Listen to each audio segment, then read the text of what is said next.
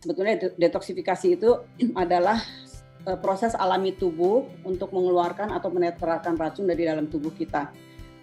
Dikeluarkannya melalui usus, hati, ginjal, paru-paru, kelenjar getah bening, dan kulit. Nah, detoksifikasi yang benar adalah sebetulnya dengan cara berpuasa yang benar, bukan dengan obat. Jadi ketika kita berpuasa, fungsi detoksifikasi tubuh akan bekerja lebih maksimal. Nah, ketika kita berpuasa, kita tidak makan dan tidak minum, atau tidak makan makanan yang memberatkan pencernaan, fungsi detoksifikasi dari tubuh kita langsung aktif, sangat aktif. Kalau di dalam keyakinan agama tertentu seperti Islam misalnya, kita diharuskan puasa. Setelah saya mempelajari tentang detoks, sebetulnya puasa, kewajiban berpuasa itu bukan sekedar kita tidak makan dan tidak minum, ya, karena perintah agama. Di balik dari perintah tidak makan, tidak minum itu, ketika kita puasa, fungsi detoks kita itu meningkat. Tapi dengan catatan puasanya harus betul. Ini bukan kita nggak sengaja menelan racun atau sengaja makan makanan yang mengandung zat-zat yang berbahaya, tapi banyak sekali sumber-sumber toksin itu yang bisa masuk ke dalam tubuh kita. Yang dari luar itu misalnya makanan dan minuman, ya, mulai dari pupuk dari tumbuh-tumbuhan itu sekarang juga banyak yang mengandung kimia, itu juga secara tidak langsung akan bisa masuk ke dalam tubuh kita. Kemudian pengawet, zat-zat aditif sintetis, hormon sintetis, ya, yang banyak ditemukan pada susu misalnya. Kemudian polusi lingkungan, misalnya asap kendaraan bermotor, limbah industri, kimia, logam berat, yang logam berat biasanya dari air, ya. Kemudian lemak trans, itu dari pola makan kita sehari-hari, sering makan gorengan, santan, ya. Vaksinasi juga sebetulnya juga itu sumber toksin, karena yang dimasukkan ke dalam tubuh kita adalah toksin, ya, walaupun sudah dilemahkan tapi dia tetap toksin.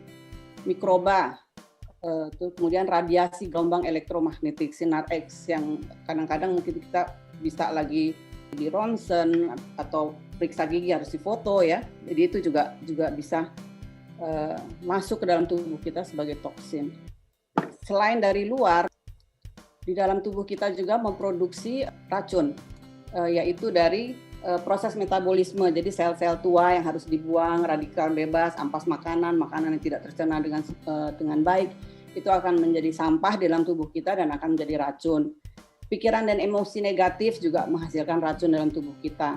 Kemudian kerusakan pada sistem saraf, sistem imun dan sistem enzim akibat dari efek dari luar, racun dari luar, itu juga bisa membuat tubuh kita memproduksi racun. Kemudian juga bakteri yang sudah ada dalam tubuh kita, mungkin terbawa dari kita masih dalam kandungan, ya. Antara lain memperbaiki dan menyembuhkan kondisi kulit dan rambut, ya.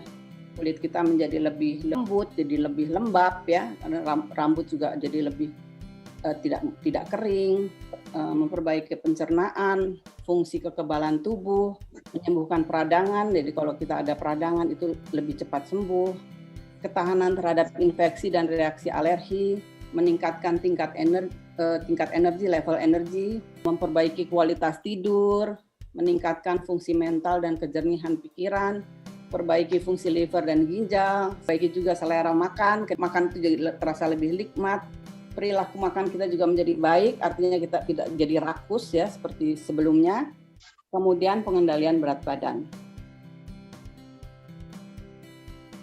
Kalau racun di dalam liver kita sudah terlalu banyak, akhirnya liver juga tidak bisa mengurus, ya, racun-racun ini, dan akibatnya sebagian besar dari racun-racun itu akan keluar lagi ke pembuluh darah dan beredar di seluruh tubuh kita. Kalau terus-menerus dibiarkan, lama-lama akan menyebabkan berbagai penyakit degeneratif, terus penurunan energi, badan kita mulai terasa lesu, penuaan dini, dan juga menekan sistem kekebalan tubuh, ya. Kekebalan tubuh kita akan dipertaruhkan.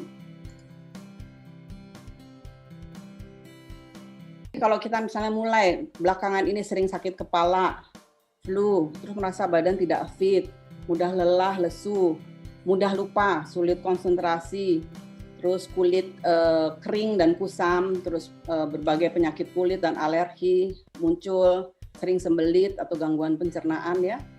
Berat badan, terutama lingkar pinggang terus bertambah, nyeri sendi dan otot tak kunjung sembuh, kemudian masalah bau badan dan mulut. Ini gejala paling ringan yang gampang kita kenali kalau kita ingin mengetahui kapan sih kita perlu detox. Jadi jangan menunggu sampai kita harus mengalami sakit yang sangat parah. Jadi ketika kita mengalami ini udah mulai sering segera detox ya. Karena itu tanda bahwa badan kita sudah masuk ke dalam kondisi yang sangat acid atau sangat asam dan terlalu banyak racun.